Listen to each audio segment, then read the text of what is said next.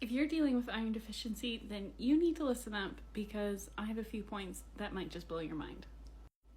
Okay, so first off, I got this email from Vitamart. I order supplements from them from time to time, and this is the email that I got, and I'm going to explain to you why exactly. It's just so comical.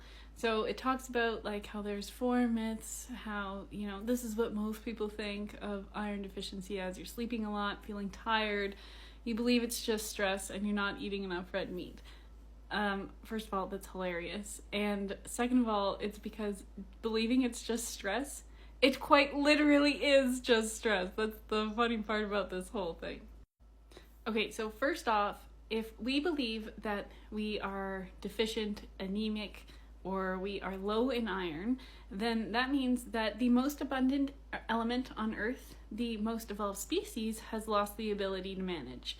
There is more iron than there is oxygen, and that's important for a few reasons, because we actually have iron in us, but it's the inability to move iron that's so important. And so the next part of the email, they want you to make you think that, it's not just those 4 things, it's actually all of these that can contribute to iron deficiency. But I'm here to tell you that it is the lack of movement of iron. The lack of movement of iron that is so important, okay? So when we're talking about any signal from the body, our hormones are actually made from the lack or the movement of iron. So if you have high estrogen, then that is because your body is trying to move iron and it's struggling to do that. It's trying to come up with a plan B because it actually wants to move the iron, but iron doesn't have what it needs to move. And then this part is really what got me laughing. Truly no side effects. Okay. No. So iron ages us. As we age over time, as we grow older, iron is what ages us. So as we get older, we accumulate more iron. And we actually only need 1 milligram of iron per day.